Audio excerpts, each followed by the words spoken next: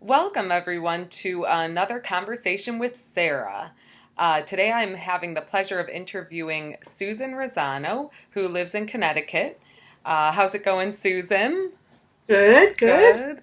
I saw you speak at a conference in Connecticut, a Young Audiences conference, back in April. And I was really inspired and touched and moved by the work that you've been doing in the world as an expressive arts therapist, something that I've been interested in studying as well. So I wanted to Uh, interview you and share some of what you've been up to with the world. Great. Well, some of the best things about being an expressive arts therapist is the fact that you can do different types of art projects with people, and you can do dance, or you could do writing, you could do poetry, you could do regular visual arts of any sort, and some theater as well, puppetry, all sorts of things. And so it's never boring, it's always fun. That is awesome. It's reminding me of one of the pivotal healing experiences in my life as a young woman.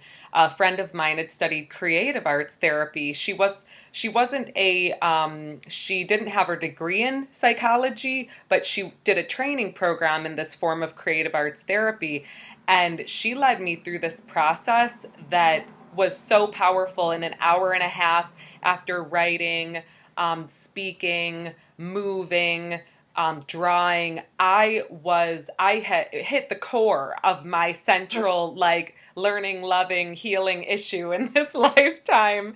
So I know the power of this work. Well, that's really great because, yeah, the power sort of stems from nonverbal stuff. I mean, expressive arts therapy is really like when we're thinking of things, we think first in a form of a picture, um, instead of words, right? So your brain doesn't go immediately to words. It usually will go from a picture to words or an Mm. image to words.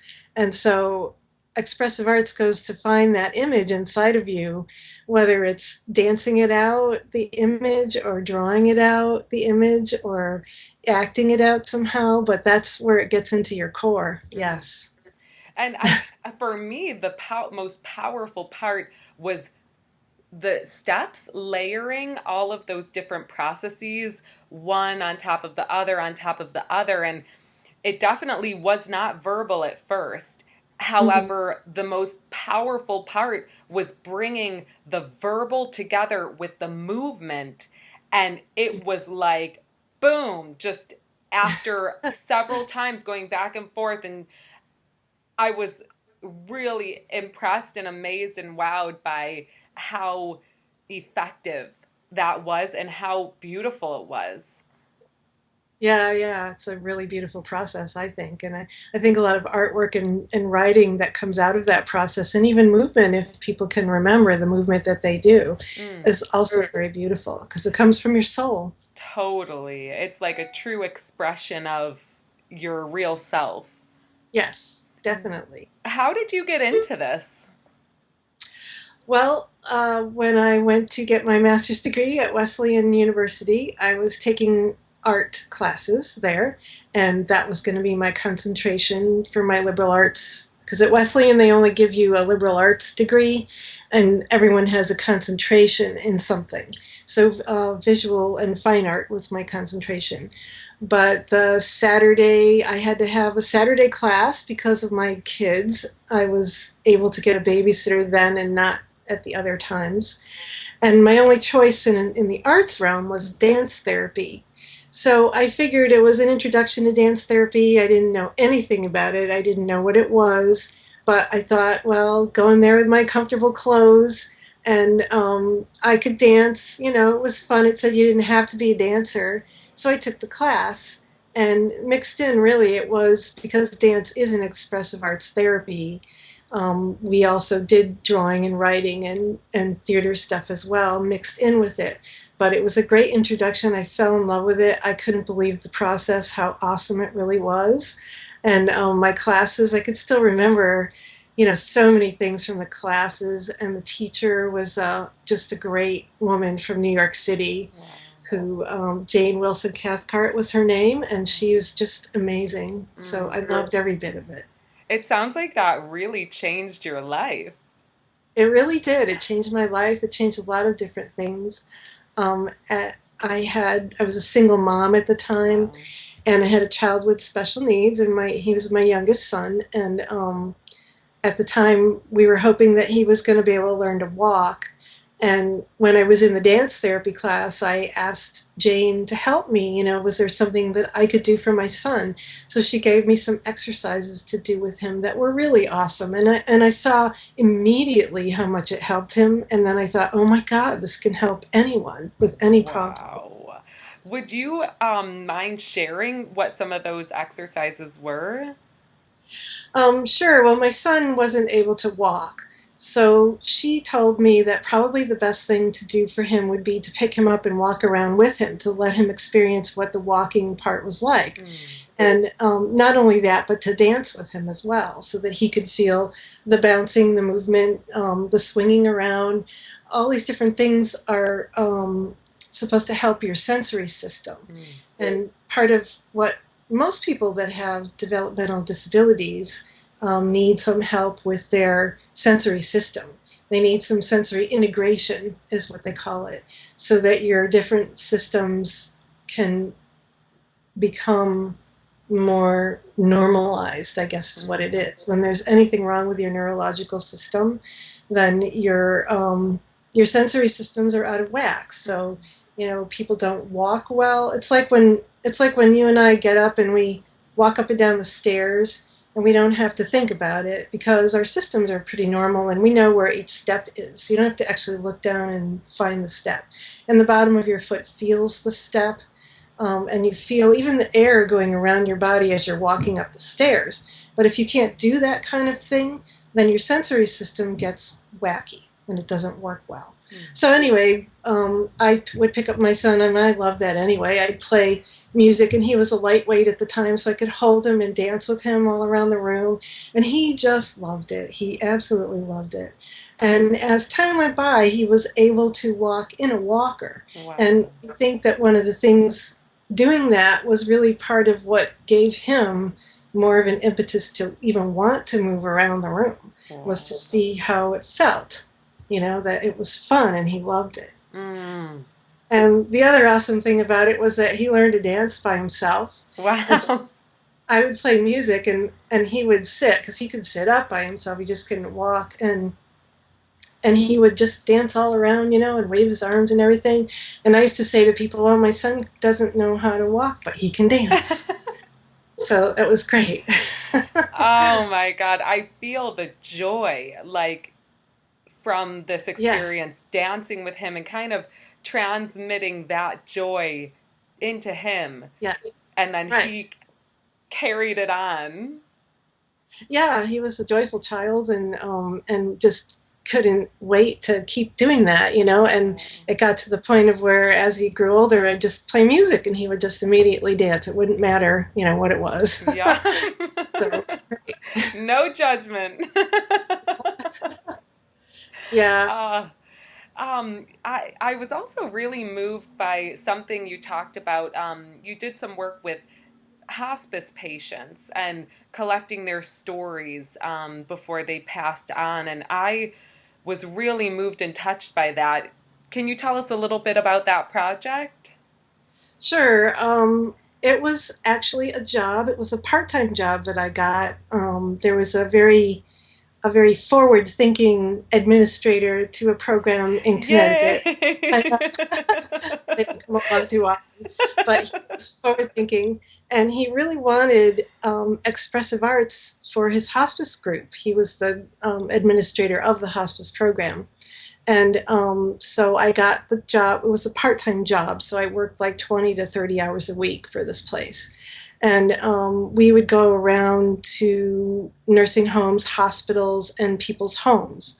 So wherever the person was at the time when they were in the hospice program, that's where I would go to visit them. Mm. Now, I was the first expressive arts person that they hired in the program, so I kind of created the program around the different things that I knew, and it was all sort of an experiment. And I have to say, at first, it was a little scary because, like, I didn't really know, and most people don't, like, what it's like to be around a person who's dying, Wow. and that they know that they're going to die, because they're already in the program. Mm. And by the time I got to see a patient, they were stabilized, medically, so that they had no pain and that they were able to talk if they could. Some people just were beyond that, but if they were in a place where they could still talk, um, and that they were able to remember things. So those were three things that were important. So the nurses would decide who I would go see. So they would make a referral. And then I would go visit the person, whether they were in their house or in a hospital, whatever setting it was. And I would just go in and chat with them and try to see where they were at. So I would do kind of an evaluation. I would offer them things if they wanted to draw or paint, or if they liked music, I could bring in instruments or um, anything like that. And if they couldn't think of anything, then I would just ask them some questions about their life and see if they wanted me to write down their story. And so I ended up with over 200 stories from people. Wow. And And they're and all did they short. actually write the stories themselves? No, I wrote it Okay. for them. They would tell me the story. Most Wow. people didn't do much else but talk. So they would tell me their story and I would write it down. I never even recorded any of it. But I used to be a newspaper reporter like many years before I got my master's degree, so I knew how to do that. I was good at it. So, and I would just ask people questions like, so, where did you meet your mate? Or what did you do after high school? Or, what was your favorite activity to do?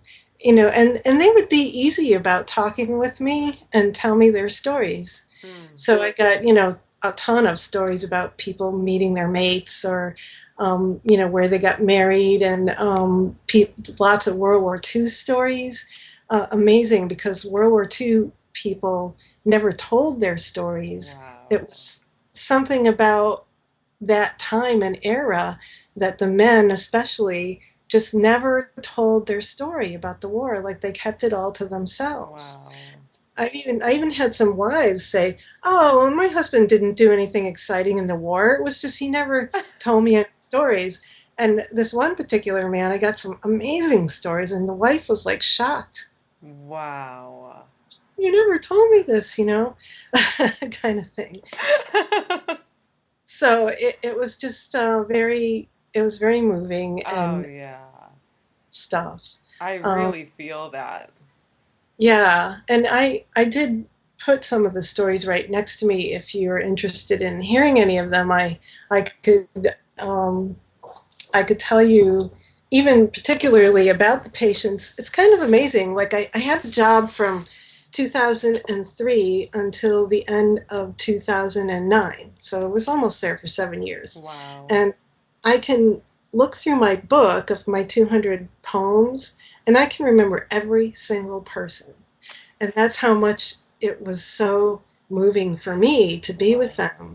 to hear their stories, and have them tell me things that they never told other people. Mm.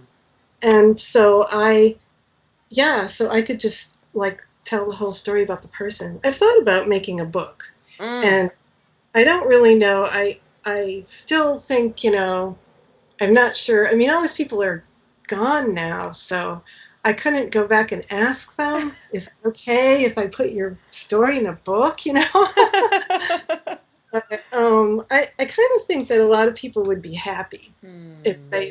they knew that their story was told. Mm. And a lot of people did say to me, "Oh, you should make a book. Oh, if you want to make a book, make sure you put my story in there." So I may have. I was saying to my husband the other day, it wouldn't be one book; it would be like volume one, two, and three, probably, Yes. because I have so many stories. Oh, yeah. Please share one with us. Okay, so this is a story by a man named Arthur, and Arthur was a World War II veteran, and he was having a lot of trouble in the hospice program with post-traumatic stress.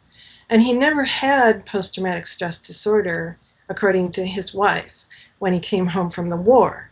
But now that he was in his 80s and he was in the hospice program, he was having like hallucinations and all kinds of things. Like Wow. he actually was hallucinating that there were people beneath him that were recording everything he said, and Wow. he was seeing like lobsters crawling on his bed and all sorts of things.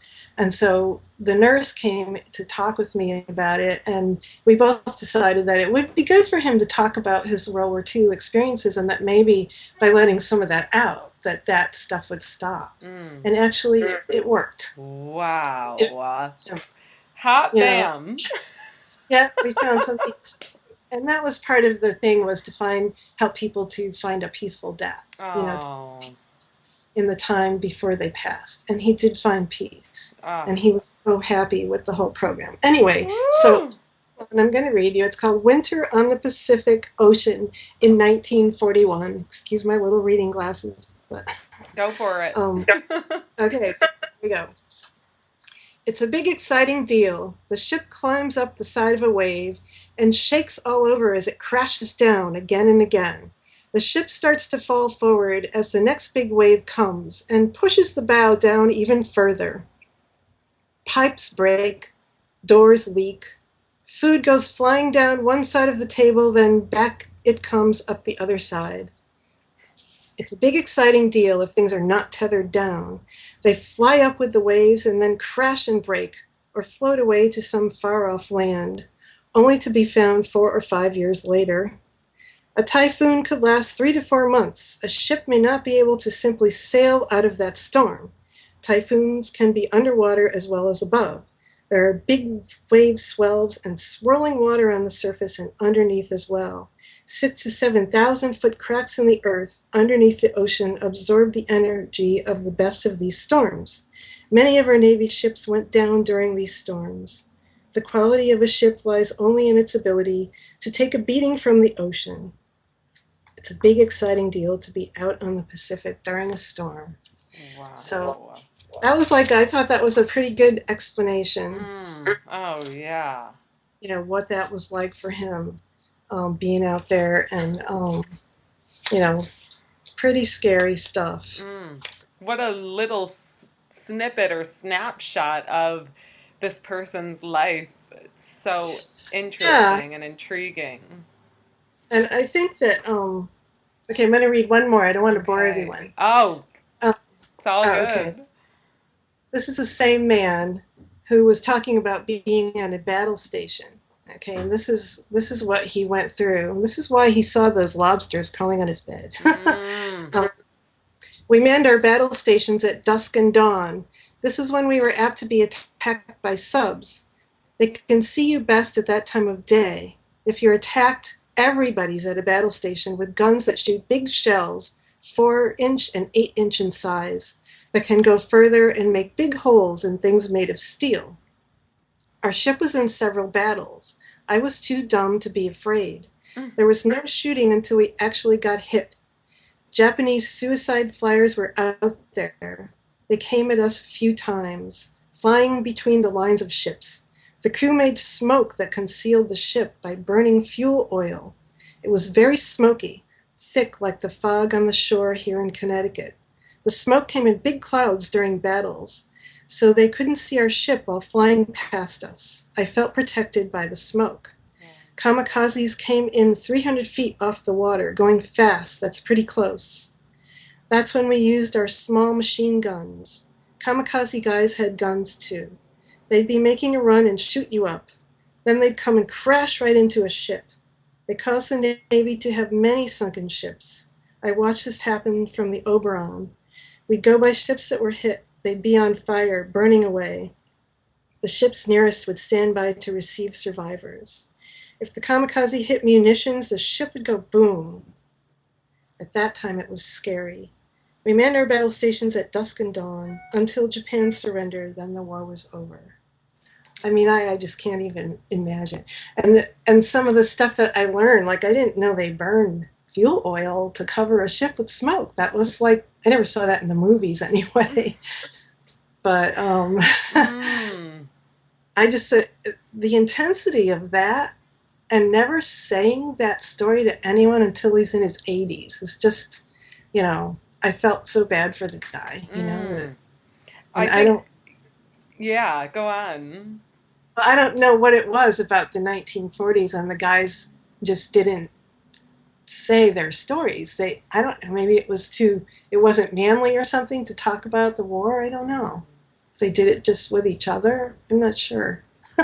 I love the healing effect, though it sounds like it really had on this particular gentleman, and to support him to move through those hallucinations and come to a place of peace just from sharing a story. And I think what I'm touched with, Susan, is the space that you've provided for these people in hearing them, and just really providing a space to be heard and receive their stories and then share them with the world. Yeah, It's yeah. really meaningful work. Yeah, it definitely was really great. And I hope to do it again someday. I mean, presently I'm not doing it, but I know I'll get back to it because I loved it so much. It was just, I was one of those little girls who used to like to sit on grandpa's lap and say, "Tell me a story." Yes. I love to hear people's stories. Ah, I look forward to your book coming out, or books, plural, Well, volume one, two, yes. and three. Yeah, definitely. Would you keep us all posted? I will, yeah. I actually um, don't. Susan, how can people find out more about you and the work you're currently up to in the world? Well, I have a website. My business name is called New England Expressive Arts, Okay. and that's my website is newenglandexpressivearts.com. Okay. And I try to keep it updated, and I put all my artwork on there that I do because I'm a mosaic artist right now. That's the main kind of art that I do, and I'm always putting my work up there. And I put also things on there about what I do with young audiences, Arts for Learning as well, Oh, the programs with kids and adults. nice. And does your work bring you outside of Connecticut? Are you ever traveling around the states or other countries? Yeah, I actually do work in Vermont. Okay. We have a little house in Vermont. It's like a vacation A-frame house near Brattleboro. So I do work there as well, Okay. um, as much as I can. And I've done work in Massachusetts as well. Sometimes I've been sent up there by young audiences. Okay. Yeah. So Great. I'm going to cover the whole East Coast. Hey, we're Yeah, moving. We're expanding our reaches here. that's right. We have to. Yeah. Give thanks. Give thanks. Well, I'm just so grateful. Thank you for being here and spending the time with us today to share just a little bit of the gifts that you are bringing into the world. I just am really feel touched, moved, and inspired, and grateful to know who you are a little bit more. Well, thank you so much for having me. It's been really great. I'm Absolutely. really pleased. Yeah, this has been great. My name is Sarah Hakel. You can find out more about the work I'm doing at sarahhakel.com. And if you'd like to receive these interviews hot off the presses and straight into your inbox, sign up underneath this video, put your name, your email address, and click sign me up. It's free, it's easy, inspirational, and what value we receive from talking with people like Susan and seeing the work that they're up to in the world. And I look forward to seeing you again, Susan, and just hearing more about the great work you're up to in the world. Share, hey, when you come out with your books, I want to know about it. We want to know. So Okay. All right. Definitely let you know. have an Thanks. awesome day. You too. Thank you.